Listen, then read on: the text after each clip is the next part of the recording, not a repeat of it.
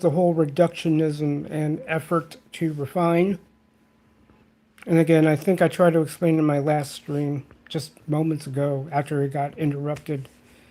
So, real quick, as I mentioned, my reductionism or my ability to reduce, and I think in general, when we try to reduce, when we try to simplify, it presumes we're working with off of something already. So, without anything to cut, what's to reduce? So, to the teasing of my technology use. I think, given what I had been brought up in, so for those who might not have known, I'll just run it down real quick. Growing up, I was billed as some sort of guy who knew a lot of stuff. Cool, but it was barely surface level. Now, in retrospect, I didn't have the foundation I thought I did. Particularly, I think the elephant in the room would be I didn't have the English foundation I thought I did, but I knew I was supposed to have. So that's cascaded into a false sense of security in terms of my mathematical competence. You know. No, thank you. I appreciate you coming back. I know so this goes back into the what happened with my stream. So real quick, in terms of reductionism, when it comes to my tech, so I was just telling my educational story. So real quick, Isaac, I was on track to being an engineer because I thought I was good at math. But it turns out because I wasn't as good as in English, I wasn't as good in math as I thought I was. So my foundation was lacking more than I realized. And this really hit its mark in the face when I went to college. When I got to study my core engineering, there were certain things during the counseling process they missed. They missed that I wasn't sufficient in math, yet I was asked to take core engineering classes, which made various statements presuming you had a background in calculus, which I had none of. So my foundation as an engineer was severely lacking. Okay. Now going to high school, going back to my days in high school, I did collect technical education. I had certificates in electronics, I had certificates in engineering technician, and I had a certificate in computer repair. My computer repair certificate still carries me for much of my understanding. So let's see.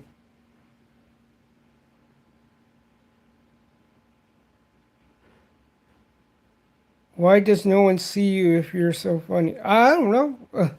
I don't float everyone's boat. Can I play video games? I'll think about that. While I'm at it, I did purchase a movie on Prime, and I haven't watched it yet. I'll probably put a poll out like I promised a long time ago. I can do that. I intend to show some things I picked up at the Retro Gaming Expo. I did pick up some items. I do my early Christmas shopping because thankfully I still have some members in my family who like video games. So there's that. So fast forward to what I'm doing now in terms of tech. Like I said, my computer repair information and background and training, it informs much of what I've learned. And as I grew in the call center industry and the skills I learned therein, that that training really still paid off. Of all the education I have obtained, my computer repair degree still stands on par. Now, am I up to date on most technologies? I'll admit, no. But do I find it a necessity? No, because I can pick it up. It, there isn't much to putting together a PC if you're into that kind of thing. Wear an electrostatic strap. I learned that in the late 90s. It's just very basic stuff. Hello again. Hello. So, yes. So, going back to what I was going to say, and I think you might have seen the description about, hey, what's your Wi Fi password? And I say there's a dongle for that.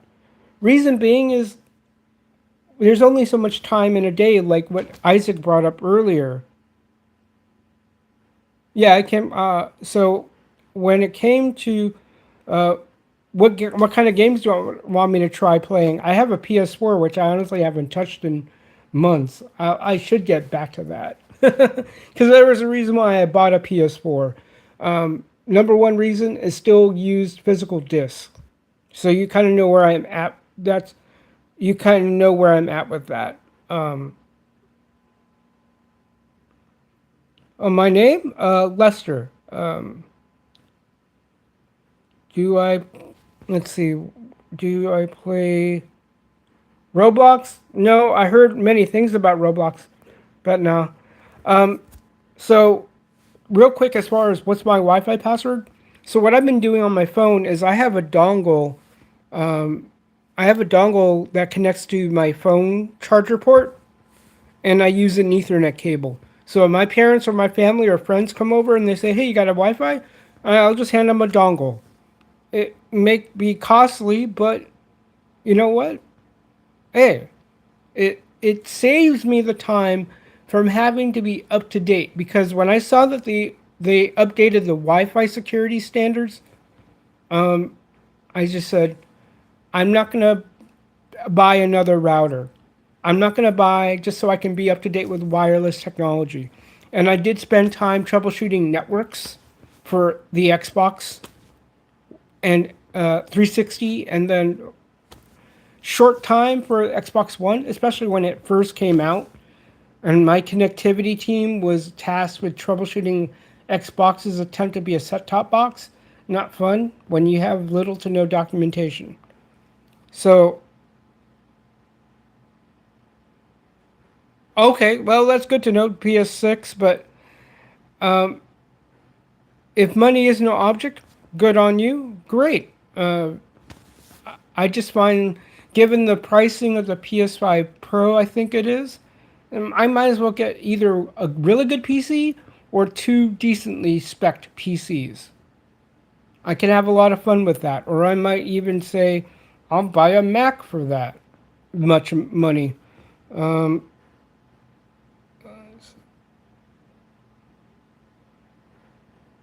That's a crazy looking dome. Yeah, thank you. My crazy looking dome. Happiness has no price. Well, that's true. My friend says, what price happy? There's a thing called Pearl of Great Price. So going back to the whole thing of why I turned off my Wi-Fi function on my router. I'm not going to spend another ungodly amount just because I already have gigabit internet where I'm at. My switch is gigabit. I know they've upped the speeds since then, but in all honesty, do I need that? Does my network need that? In all honesty, no.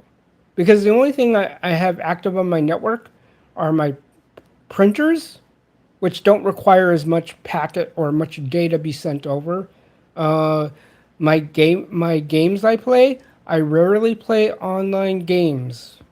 So most of the gigabit I'm using is meant for streaming, and I have to double check my Netflix, but I did pay for the 4K plan.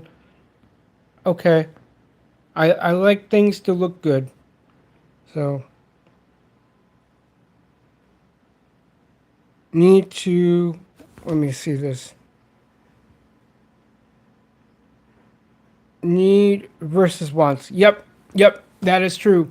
I mean, one thing that people still get hung up on when it comes to specs, download speed. But the elephant in the room is when you play online games, as I learned troubleshooting Xbox, upload is still the elephant in the room, and nobody wants to admit that, particularly if you're on cable internet. And this is one of the reasons why I opted for fiber when it was available to me when I moved into my apartment that I've had since 2011. Because I knew, even back versus DSL in the late 90s, cable will throw, here's your download speed, here's your download speed. But the download speed is going to be so much higher than the upload speed, and I don't think that ever is going to change because I think consumers are not keen enough on the necessity of upload. Now, don't get me wrong. If some providers pick up on their customers running this and that server, will there be added charges? I would not be surprised, and I wouldn't have it any other way. If as long as the rates are reasonable and they'll let me do certain things, like they'll let me stream something,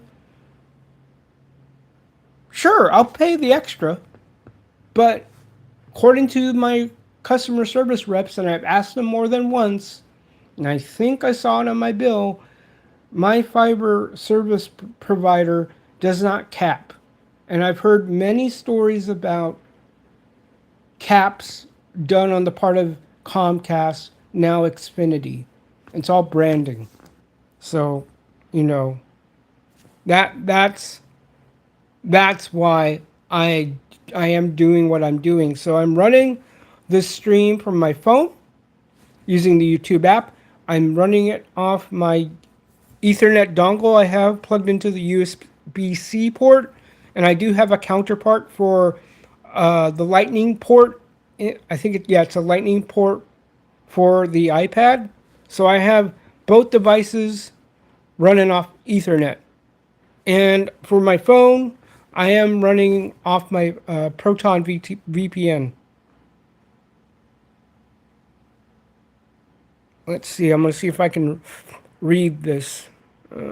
Reality, it's all a scam. You pay for the same thing no matter who you go for it. Poor sandwich with cheese doesn't. Yeah, that is true. So it's like, I understand there's a lot of rigmarole when it comes to, and I forget who determines it, but I don't know if you're in a town where there are certain laws and provisions that will prevent one provider from going into your town and making another provider an exclusive within a given geography. Because I think, based on some of the discussions I had with a former coworker, his town or his part of the woods, because he lives out in the sticks, the only option he had was AT&T, if I'm not mistaken. So there's that. So I'm lucky. I had either Xfinity as an option or my local fiber provider, which was Frontier, and then they got sectioned off to a company called Ziply. And thankfully, I don't have much of a MacGuffin with them. Their service was top notch in my experience for what I needed to get covered. Meaning, I didn't have too many disputes with my bill. Maybe I will talk to them about, hey, mind waiving that $10 rental fee?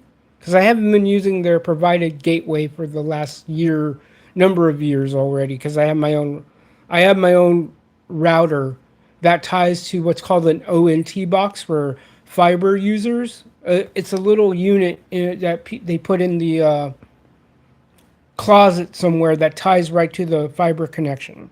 So that's how I'm set up. So my own T-box that feeds the internet connection, and I have a router that I because I don't have my Wi-Fi connected to it at all, I don't have to worry about things like, going back to reductionism, I don't have to worry about interference, not just from within objects of my own apartment, which I don't think there are any anyway, but people forget there are other means of interference.